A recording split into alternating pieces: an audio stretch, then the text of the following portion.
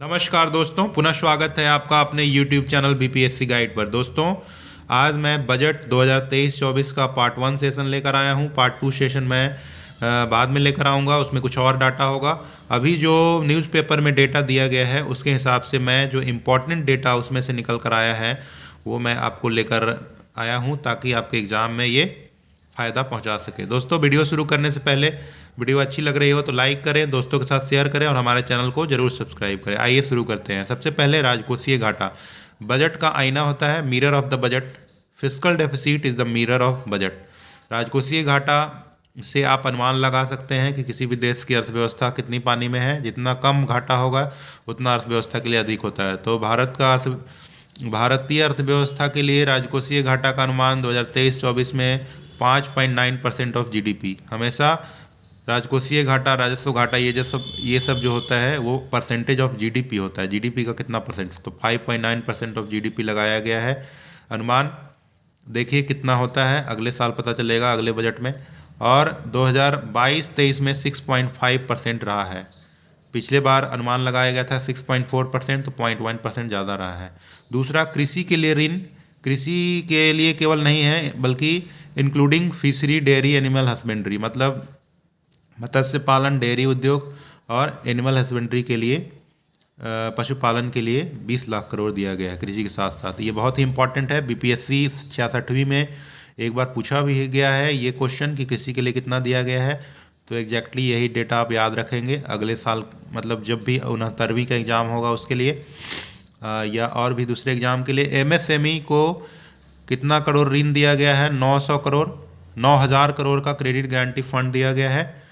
तो एमएसएमई भारतीय अर्थव्यवस्था के औद्योगिक विकास का इंजन माना जाता है। इसमें 12 करोड़ लोगों को रोजगार मिला है। निर्यात में एमएसएमई का 45% योगदान है।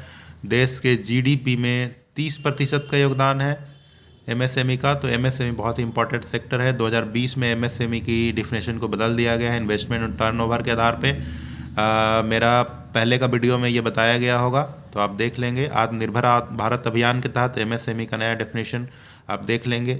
67वीं बीपीएससी में ये पूछा भी गया था, तो आप उससे रिलेटेड देख लेंगे। मैं एक वीडियो बना के एमएसएमई के बारे में बता दूंगा।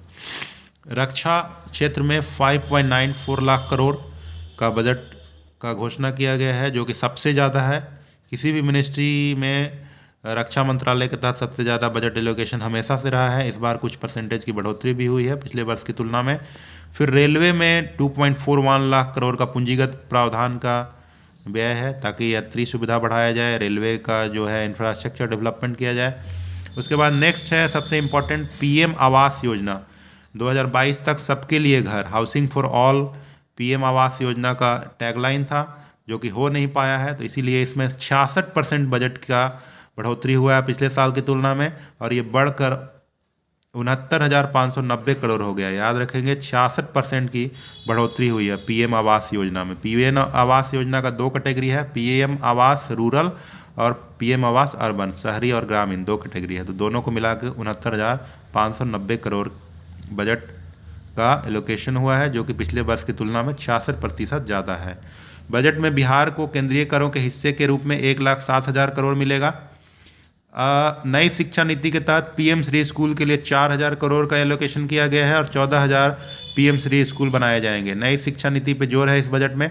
नई शिक्षा नीति के तहत ब्लॉक लेवल पर पहले से संचालित स्कूलों को अपडेशन किया जाएगा। पीएम श्री स्कूल नया नहीं बनाया जाएगा, बल्कि ब्लॉक लेवल पर कुछ स्कूलों को चिन्हित करके उनको अपग्रेडेशन और नई उसमें सुविधा, इंफ्रास्ट्रक्चर और बहुत ही क्वालिफाइड एंड ट्रेन टीचर की व्यवस्था की जाएगी। पीएम श्री स्कूल, जो कि नए शिक्षा नीति के तहत केंद्र सरकार द्वारा संचालित होगा। आधारभूत संरचना पर पूंजीगत व्यय को बढ़ा दिया गया है 10 लाख करोड़।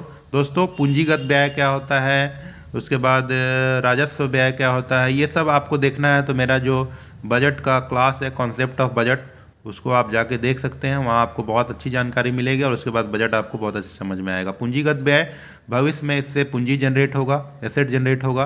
तो देश के विकास के लिए पूंजीगत व्यय जरूरी होता है। 10 लाख करोड़ रुपए पूंजीगत व्यय के लिए इस बजट में दिया गया है, जो कि जीडीपी का 3.3% है। आधारभूत संरचना क्या होता है, जैसे रोड, रेलवे, पोर्ट, ब्रिज, ये सब जो होता है वो आधारभूत संरचना है। इसके साथ साथ एजुकेशन, हेल्थ, ये सब सोशल इंफ्रास्ट्रक्चर हैं, ये भी आधारभूत संरचना के अंतर्गत आते हैं। तो ये सब road, railway, port, bridge, education, health, ये सब आधारभूत संरचना है। इस पर अगर व्यय किया जाता है तो भविष्य में इकोनॉमी को फ़ायदा होता है, इकोनॉमी को एसेट जनरेट करता है ये।